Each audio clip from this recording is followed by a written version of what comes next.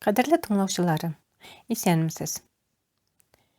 Бүген иртән Казан дәүләт университетында безне укыткан тел белгече профессор остазыбыз Низамов Илдар Мәлик улының бакыйлыкка күчүе турында хәбәр килеп иреште. Укытучым рухына багышлап, шушы мәкаләмне яздым. Сүзләрем аңар дуга булып барып ирешсен дидем. Хәзер сезгә шул мәкаләмне укырга булдым. Аның өчен журналистика туган тел өчен хезмәт иде. Мәкалә. Илдар абый, урының җәннәт түрләрендә булсын. Гыйлем иясе, ихлас, кешелекле, әйбәт кеше, милләтенең рухы, теле өчен җан аткан улуг шәхес, чын остаз иде. Рухы шат булсын, дугаларыбыз кабул булсын. Амин. Курс эшләрен 3нче курстан куркып кына иң таләпчән укытучы буларак даны чыккан Илдар абый җитәкчелегендә яза башлаганым хәтердә.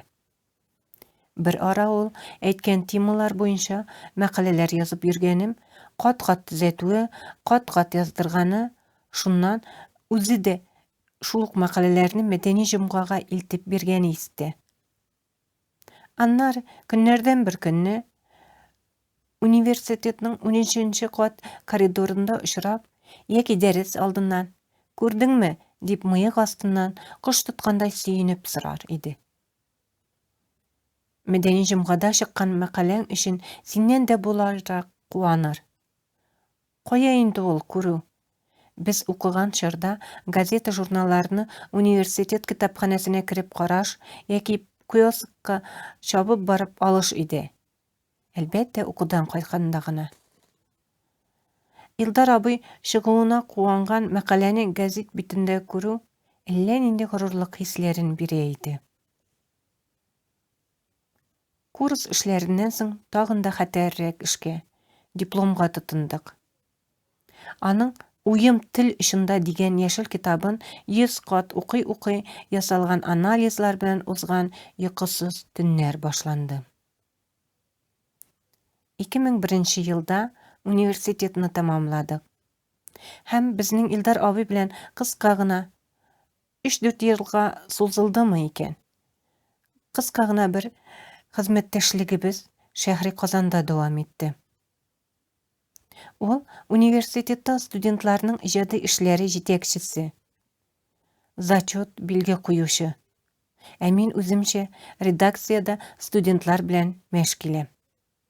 Семестр ахырын бераз борчылып та, дулкынланып та көтеп алам. Һәм менә Илдар абый студентларның рефератлары, курс эшләре белән тулган күн сумкасын күтәреп йөгереп килеп җитә. Редакциядә студентларның иҗади эшләренә бергәләп нәтиҗәләр чыгарабыз, язмаларын тикшерәбез, фикерләшәбез. Кайвакыт Илдар абый студентларны ачулана, мин яклаган булам. Студентлардан бигрәк мин сабак алып утырам. Чөнки студент чакта бер төрлерәк укыйсың, бер төрлерәк уйлыйсың. Эшли башлагач, гыйлем кыйммәте тагын да үсә, тагын да аңлабрак карыйсың бит. 2-3 сәгать вакыт очып кына уза. Ул арада Илдар абый сәгатене ешрак күз сала башлый, башка дәресенә ашыгып чыгып китә. Әле генә язма телебезне шомарткан, төзәткән мисаллары, киңәшләре белән бергә балакайлар дигән сүзе студентлар күңеленә, минем күңелгә кереп кала. Илдар абый йөзләгән студентларны туган тел өчен хезмәт итәргә күндерде, үсендерде. Миңа калса, аның өчен журналистика иң беренче чиратта туган тел өчен хезмәт иде.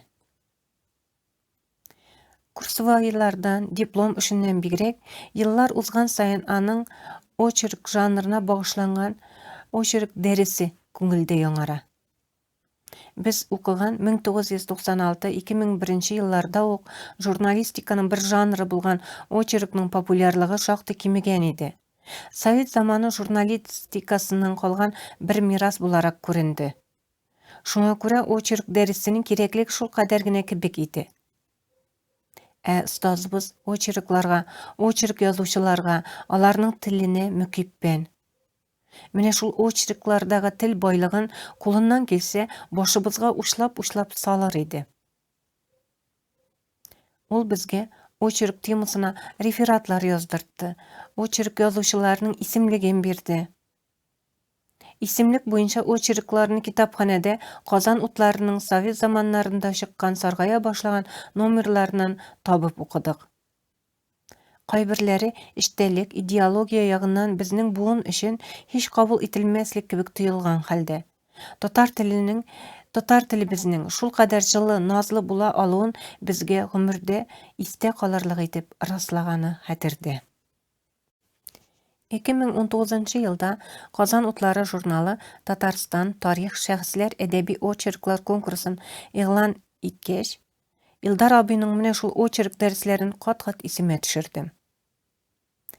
Хәтта күңелемә шундый уйлар килде. Бүгенге көндә Илдар абый сокланырлык, күкләргә чиярлек очерк язу мөмкинме икән? Ни генә булмасын, язып карарга кирәк. Һәм Илдар абый дәресләренең хәтере өчен яздым. Журналга юлладым. «Ике әни» дигән очерк ул вакытта конкурсның кызыксындыру бүләгенә лайык булды. Баштан ук минем өчен аның урыны 1, 2, 3 саннары белән мөһимләштерүгә мохтаҗ түгел иде. Гәрчә, урын алу үзе бер дәрәҗә.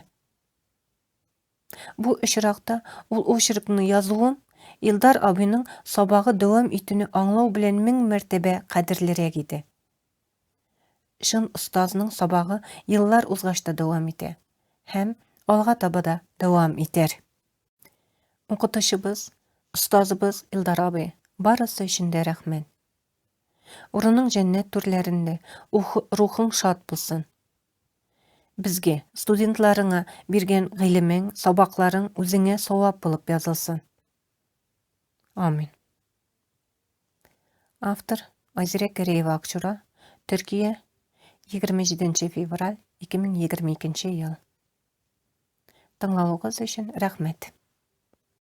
Искәрмә, видеода кулланылган фотода 2001 елда безнең курсның диплом эшен яклауы мизгелләре.